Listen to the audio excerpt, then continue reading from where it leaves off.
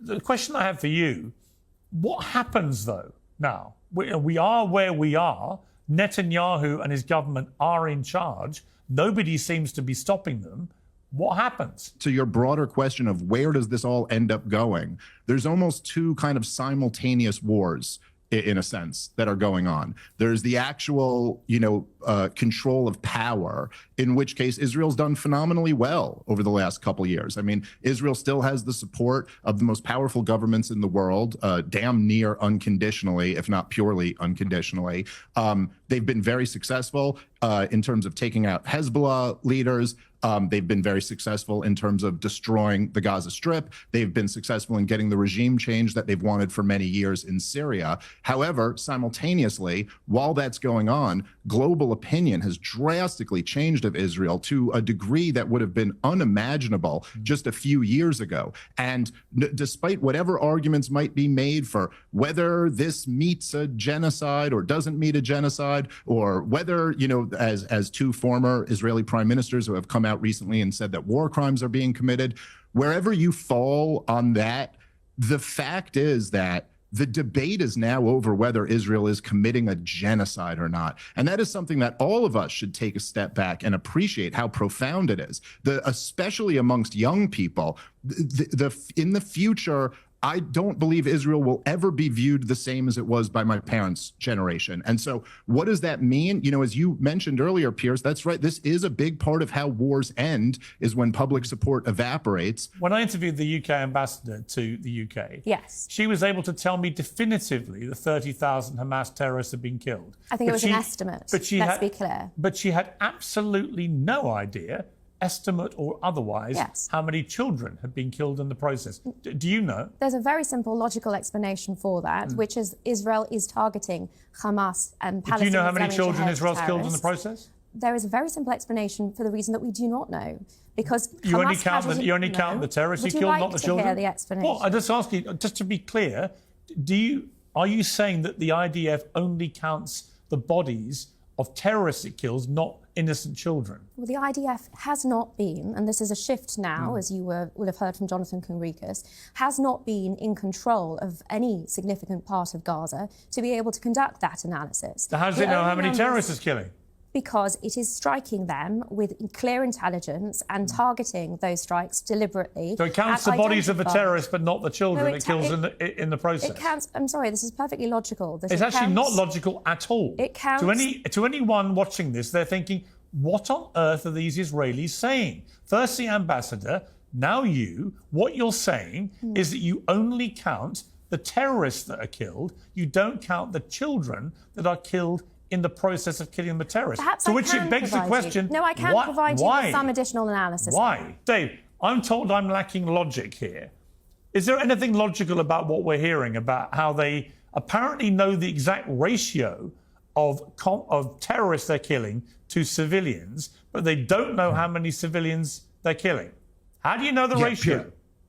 Piers, it's just too ridiculous. I think one of the things that any honest observer has noticed since the very beginning of this conflict is that the Israelis, including the highest levels of the Israeli government, they just speak out of both sides of their mouth the whole time. And so it's like, which argument are we even taking on? I mean, they'll sit here and say from the very beginning that the goal is just to get the hostages back and to defeat Hamas, while their finance minister is openly talking about how the goal is to cleanse the entire strip. He's not even hiding it. He says it. Yes. He literally says it in front of the world. Yes.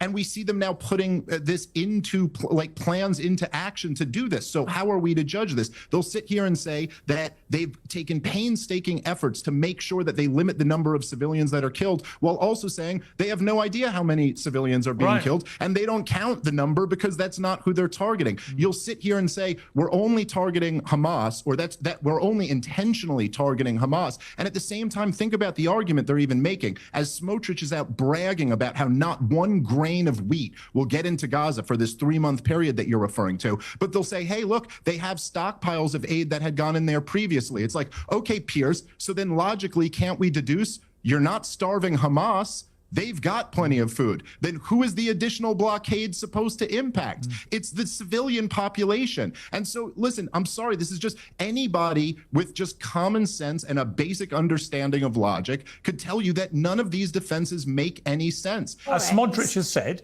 it is to take over and clear out Gaza of all the Palestinians. That is genocide, isn't it? And that's, I mean, you're a lawyer. No, you tell me. Israel's war aims have been clear from the outset, which is the destruction of Hamas. They haven't and done the that. return of the hostages. Well, because the war's not over yet. You haven't done either of those things. All you're doing is killing more and more civilians, and you've been starving them. The propaganda that we're discussing right now, which is clearly what has shifted your position and perspective on this, What do you mean by is deeply propaganda? dangerous. Calling Israel a committer of genocide or saying that it is starving children. Well, actually, the people alleging that Israel's committing war crimes are two former Israeli prime ministers. Who have their own political agendas here. How convenient that two former prime ministers of the country have said that you are committing, as a government, not you, but the government is committing war crimes, and you dismiss it as just a bit of internal politics. These blood libels, occupation, ethnic cleansing, wow, so you think the settlements are not illegal? And genocide are all part and parcel of the propaganda, which I would like to be able to come on to, because all of the evidence goes in completely the opposite direction in terms of Israel's compliance with the laws of armed conflict and its in the amount of steps that Israel takes. Unprecedented in the history of armed conflict, and military commanders that's just a load of bullshit. I'm sorry, it just is. Which other army? It just is. Which other war in recent times have you had half the population is under 18 and you killed 20,000 kids in 20 months? Those figures are Hamas figures that you are constantly give me an example of where this morality has been played out elsewhere. Well, I was explaining earlier that the Hamas figures are inflated, that there are internal inconsistencies. How convenient for you. You don't know what the figures are, so how do you know? That because there have been independent studies. How do you know how many figures are inflated or otherwise? You don't know how many have been killed. Because we know Hamas lies. It is an internationally prescribed terrorist organisation. Well, some might think you're lying because you say on one hand, I don't know how many children have been killed, but on the other hand, and that's a blood libel if you say we've killed any of them, but on the other hand... That's not what I said, no. But on the other hand, you know all about the ratios and you know how humane the Israeli forces are being, but you don't know how many they're killing. The fact that people like the two of you will continue to put out this false information, to perpetuate this conflict, to perpetuate Palestinian suffering is truly disgusting. What have I said that's false? I didn't think anyone could be more disingenuous than the UK ambassador. I got to say, Natasha, you've got right up there. You've crossed that little bar, haven't you?